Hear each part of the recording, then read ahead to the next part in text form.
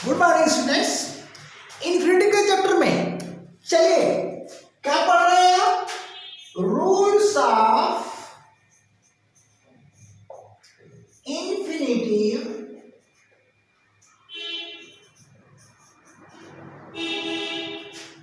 और bear infinity.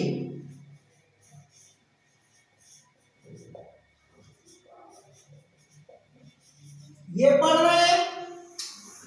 अब इसमें हमने शुरू किया है रूल 1। अब रूल 1 में क्या पढ़ रहे हैं, थोड़ा सा रिमाइंड करा देता हूं। सब्जेक्ट और प्लस मॉडल और प्लस इनफिनिटिव। जो नए होंगे वो भी समझ लेंगे कि ये चीज चल रहा है या बेयर इन्फिनिटी, बेयर इन्फिनिटी ये टॉपिक चल रहा है आपका, प्लस अदर वर्ड्स। अब इसमें कितने स्ट्रक्चर्स पढ़ चुके हैं?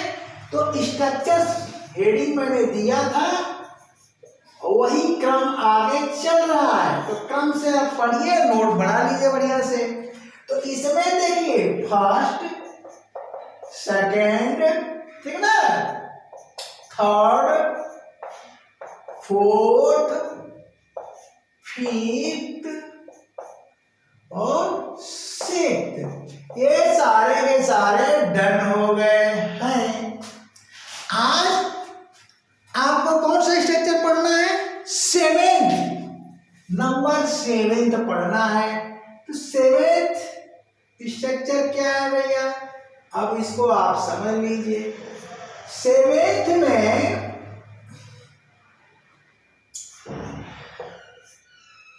सब्जेक्ट रहेगा, ओके। उसके बाद यहां निश्चित है यह स्ट्रक्चर सिर्फ और सिर्फ एक ही स्ट्रक्चर के, एक ही मॉडल के लिए बन रहा है, ठीक ना।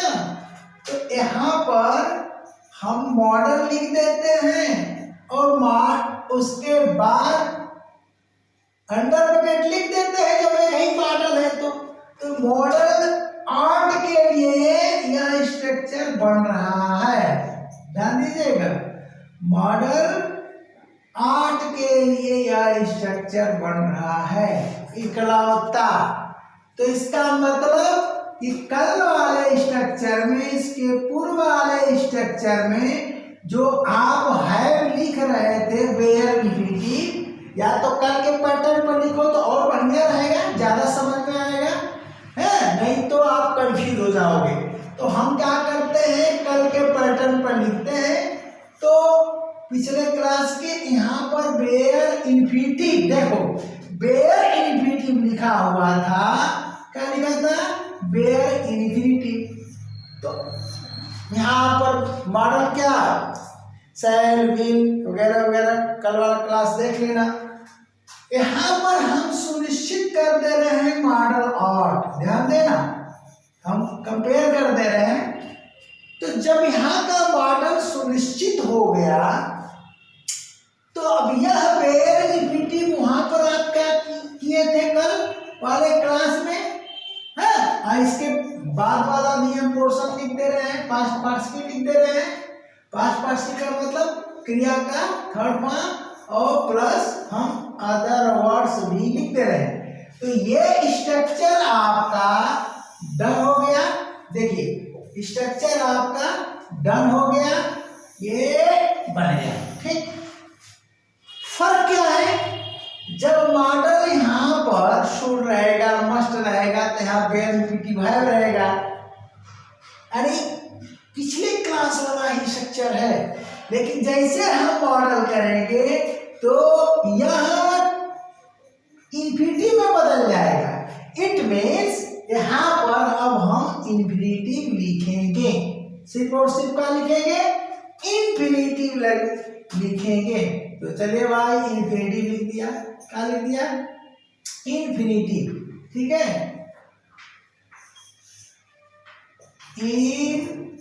इन्फिनिटिव ये लिख दिया। चलिए अब जब इन्फिनिटिव लिख दिया वेयर इन्फिनिटिव के स्थान पर, तो यहाँ क्या लगेगा, वही नहीं, क्या लगेगा, टू हैव लगेगा। क्या लगेगा, टू हैव। बाकी चीजें सेम। अब सेंटेंस आपका ड्यूटी है, मोरल ड्यूटी है, सजेशन है, इस पर निर्भर करेगा। हाँ, इसका संबंध किससे होगा, इस स्ट्रक्चर से, पास्ट पार्टिसिपल लग रहा है, तो ये हमेशा पास्ट टाइम को बताता है। क्या बताता है, पास्ट टाइम को। और सेंटेंस किस स्ट्रक्चर में होता है भैया, तो पास्ट परफेक्ट टेंस में होता है। किसमें होता है, पास्ट परफेक्ट टेंस में होता है। ये सेंटेंस किसमें होता है भैया,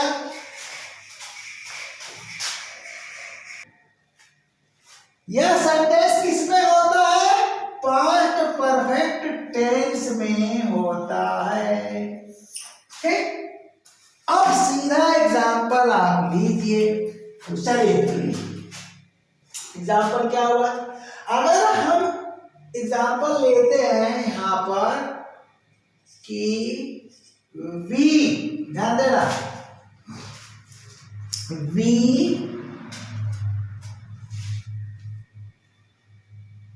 कल वाले एग्जाम्पल से थोड़ा सा हम रिपीट करते हैं। We should have helped him. देखिए कल के स्ट्रक्चर का एग्जाम्पल है, we should have helped him. तो यहाँ पे इन्फिनिटिव आ रहा है, ये हेल्प जो है क्रिया का थर्ड फॉर्म, और हिम ऑब्जेक्ट आ रहा है। इसका अर्थ क्या हुआ, हमें उसकी मदद करनी चाहिए थी। हमें उसकी मदद करनी चाहिए थी, नोट कर लीजिएगा, मैं बोल दे रहा हूं, हमें उसकी मदद करनी चाहिए थी, परंतु हुआ क्या, हम नहीं किए। यानी ये रिग्रेट है, पछतावा है, आत्मचिंतन के अंतर्गत आ रहा है। तो यह जो है ऑर्डिनरी सेंटेंस हुआ। क्या हुआ, ऑर्डिनरी सेंटेंस हुआ। ओके, तो कल के अगर स्ट्रक्चर से कंपेयर करेंगे तो और बढ़िया समझ में आ जाएगा। अब जैसे हम इसके स्थान पर शुड का प्रयोग करते हैं, वी शुड, सॉरी शुड तो ये मस्ट, अगर हम इसके स्थान पर मस्ट का प्रयोग कर दें, मस्ट हैव हेल्प्ड हिम, ये देखिए, हमें उसकी मदद अवश्य करनी चाहिए थी। हमें उसकी मदद अवश्य करनी चाहिए थी। तो ये हो गया इंफिनिटिव। क्या हो गया, इंफिनिटिव सेंटेंस। और कहा भैया, सेल्फ थिंकिंग में आया, रिग्रेट किया जा रहा है। सब्जेक्ट किसके साथ, यही ध्यान देना है, फर्स्ट पर्सन के साथ। अगर आप शुड का प्रयोग करके कल वाले स्ट्रक्चर में रखते हो तो ऑर्डिनरी सेंटेंस, और मस्ट का प्रयोग कर देते हो तो क्या हो गया, इंपैरेटिव सेंटेंस। तो यहाँ एरो बनाए हैं हम आपको समझाने के लिए, उसकी कोई आवश्यकता नहीं। अब क्या होगा, ऐसी दशा में ध्यान देना, फर्स्ट पर्सन के साथ, फर्स्ट पर्सन के साथ अगर आप मस्ट लगा दिए आप, तो सेंटेंस हमारा इंपैरेटिव बन गया। ऐसी दशा में यहाँ पर और लगा दिए हम, आट का अगर प्रयोग कर दें, ध्यान देना, आट का प्रयोग कर दें, तो यह पेयर इन्फिनिटिव में चेंज हो जाता है। देखो हो गया, ये देखो चेंज हो गया, यह पेयर इन्फिनिटिव में चेंज हो जाता है, क्योंकि मॉडल आर्ट हमेशा इन्फिनिटिव लेता है, और यही टॉपिक आपका चल रहा है, ठीक ना। तो अब जो है इसके अर्थ में कोई अंतर नहीं आया। चाहे आप मस्ट से बनाओ और चाहे आप ought से बनाओ, फर्स्ट पर्सन के साथ बनेगा इम्पेरेटिव सेंटेंस ही। यानी ये दोनों सेंटेंस इक्वल है और ये ऑर्डरली सेंटेंस है। यह शुड वाला ऑर्डरली सेंटेंस है और चाहे मस्ट से चाहे ought से बनाओ इम्पेरेटिव। अर्थ क्या हुआ? शुड का अर्थ हुआ कि हमें उसकी मदद करनी चाहिए थी और मस्ट अथवा ought का अर्थ हुआ हमें उसकी मदद अवश्य करनी चाहिए थी, लेकिन किए नहीं। यानी पास्ट टाइम में ऐसे काम को यह स्ट्रक्चर बताता है कि वह काम पूरा ही नहीं होता, अधूरा रह जाता है। मॉडल के चैप्टर में पढ़ाया हो सब कुछ, और इन डिटेल चाहते हैं तो मॉडल का प्लेलिस्ट खोलिए, वहां पर जाइए, सर्च करिए, सब मिल जाएगा। और यह टेंस क्या है? पास्ट परफेक्ट टेंस है। ध्यान दीजिएगा, टेंस का भी ध्यान देना है। अब चलिए इसमें हम पर्सन चेंज कर देते हैं। हम पर्सन चेंज कर देते हैं तब क्या होगा? तब क्या होगा ध्यान दीजिएगा। यहाँ पर अगर हम सेम सेंटेंस में पर्सन चेंज कर दें, देखिए तो भाई यहां पर देखिए, अगर हम यहां यू लिख दें, ठीक, यू लिख दें तब क्या होगा? तो जैसे हम यू लिखेंगे तो ये ऑर्डरली सेंटेंस हुआ। ध्यान दीजिएगा, अब ought वाला भी ऑर्डरली सेंटेंस हो जाएगा, यानी इसका अल्टरनेटिव हो जाएगा। यही कमाल की चीज है। तो ये ought जो है किसका हो गया? यहां पर हम फिर यू लिख देते हैं, यू, ये देखिए, तो इसका शुड वाले का अल्टरनेटिव ought हो जाएगा, यानी यहां पर ऑर्डिनरी सेंटेंस हो जाएगा। क्या हो जाएगा? ऑर्डिनरी सेंटेंस हो गया। ऑर्डिनरी सेंटेंस हो गया, ये देखिए, ठीक। अब जो अर्थ ये शुड देगा वही अर्थ, ऐसा क्यों? भाव चेंज हो गया। अब यह रिग्रेट नहीं है, सेल्फ थिंकिंग नहीं है, बल्कि सजेशन है। तुम्हें उसकी मदद करनी चाहिए थी लेकिन तुमने नहीं किया, यानी पास्ट टाइम में जो कार्य होना चाहिए था नहीं हुआ। तो जो शुड का अर्थ है वही ought का अर्थ है। यानी यहां पर हिंट हम दे रहे हैं क्या? शुड इक्वल टू ought, जबकि इसके पहले वाले में क्या था? आप नोट करना चाहते हो नोट कर सकते हो, must is equal to ought। तो अब क्या हुआ भाई? इसका अर्थ सेम हो गया, यानी तुम्हें उसकी मदद करनी चाहिए थी। अब जैसे इसके स्थान पर आप यू लगाते हो, या लगा दिया, you must have help him, तुम्हें उसकी मदद अवश्य करनी चाहिए थी, तो सेंटेंस इंपेरेटिव बन गया। यही अंतर है। और एक चीज मैं बता रहा हूं, ये जितने एग्जाम्पल दिए गए हैं सबके सब अफर्मेटिव सेंटेंस में मैं दिया, केवल डेयर नॉट और नीड नॉट को छोड़ करके, ध्यान देना, ठीक है ना। अब इस स्ट्रक्चर में जो कल वाला है, ठीक ना, ये इन्फिनिटिव के साथ नहीं, बेयरफिनिटिव के साथ आप नीड नॉट का प्रयोग कर सकते हो, आप डेयर नॉट का प्रयोग कर सकते हो, ठीक है ना। हम कहते हैं कि यू नीड नॉट, ध्यान देना, यू नीड नॉट, ठीक है ना, ठीक है ना। अब उसके पहले बता चुके हैं, you need not have challenged him, so तुम्हें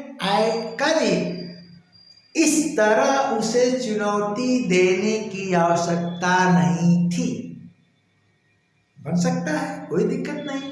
तो मॉडल ये तो मॉडल की बात हो जाएगी। तो मॉडल की चैप्टर में मैं पढ़ाया हूँ, अगर इन डिटेल चाहिए तो मॉडल वाले में चले जाइए। हमारा यहाँ टॉपिक क्या चल रहा है, इन्फिनिटी और बेयरनिफिनिटी। तो ये मैं दिखा रहा हूँ कि ये है बेयरनिफिनिटी, बहुत लोग नहीं जानते हैं। हेल्पिंग वर्ब जो है फर्स्ट फॉर्म है, समझ लेते नहीं।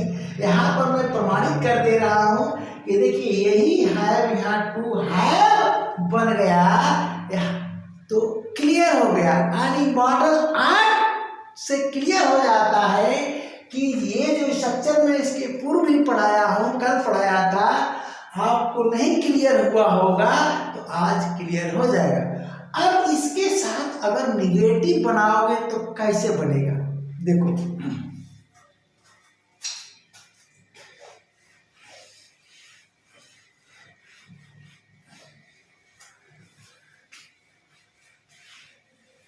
अब केवल हम 8 वाला लेते हैं या कंपेयर कर देते हैं, कोई दिक्कत नहीं। अब देखो इसी में अगर हम कहते हैं सजेशन का ले लेते हैं, सजेशन जब भी आए सेकेंड पर्सन, तो जब सेकेंड पर्सन आएगा तो शूट का अल्टरनेटिव आउट होगा, मस्ट का नहीं होगा। और जब फर्स्ट पर्सन आएगा तो आई और वी का अल्टरनेटिव, सॉरी शूट का अल्टरनेटिव आउट नहीं होगा, तब मस्ट का होगा। फिर से रिपीट कर दे रहा हूँ, फर्स्ट पर्सन का करता है तो आर्ट मस्ट का अल्टरनेटिव यानी इम्पेरेटिव सेंटेंस बनाएगा। और जैसे सेकेंड पर्सन आएगा या थर्ड पर्सन आएगा, सेकेंड या थर्ड यानी फर्स्ट न आए, तो आर्ट शूट का अल्टरनेटिव होगा, अर्थात ऑर्डिनरी सेंटेंस बनाएगा। इसका आपको ध्यान देना है। तो अब यहाँ पर अगर हम सेकेंड पर्सन का एग्जाम्पल देते हैं कि यू, ध्यान देना, यू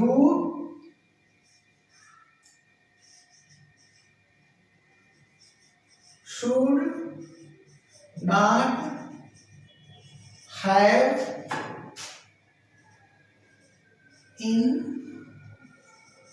insulted him। तो क्या हुआ, तुम्हें उसकी बेइज्जती नहीं करनी चाहिए थी, यानी उसका अनादर नहीं करना चाहिए था। ध्यान देना, तो यहाँ पर हम सेकंड पर्सन का प्रयोग कर रहे हैं, तो ये सजेशन है। देखो, तुम्हें उसकी बेइज्जती नहीं करनी चाहिए थी, तो यह सेंटेंस आपका ऑर्डिनरी हुआ। क्या हुआ, ऑर्डिनरी हुआ, ऑर्डिनरी सेंटेंस, बढ़िया समझ लीजिए। और यहाँ पर मॉडल शूट के साथ बेयर इन्फिनिटिव लगा, बेयर इन्फिनिटिव लगा, बढ़िया से इसको क्लियर कर लीजिए। तो यह जो स्ट्रक्चर है, कल वाला स्ट्रक्चर आया, कौन सा, 6th आया, जो इसके पहले वाले क्लास में पढ़ाया। लेकिन जैसे ही इसमें आप 8 का प्रयोग कर सकते हो, क्योंकि सजेशन है, सेकंड पर्सन है, तो शूट के स्थान पर 8 का प्रयोग हो जाएगा। तो आप क्या करो कि यहां पर शूड और नॉट, सॉरी 8 लगाओ। यहां पर आपको मैं क्या बताना चाह रहा हूं कि जब इन्फिनिटिव आएगा 8 तो नॉट लगाओगे कहाँ, कंफ्यूज हो जाओगे। तो अब यहां पर आप 8 के बाद नॉट लगाए हो, तो यहाँ भी वही काम करना है। बच्चे स्टूडेंट लोग इसमें कंफ्यूज हो जाते हैं, उल्टा कर देते हैं, इन्फिनिटिव को ही तोड़ देते हैं, 2 के बाद लगा देते हैं, जो कि बिल्कुल गलत हो जाएगा। तो यहाँ पर इसके स्थान पर हमने ये ले लिया, तो नॉट को ज्यों का त्यों उतार दिया, नो कंफ्यूजन।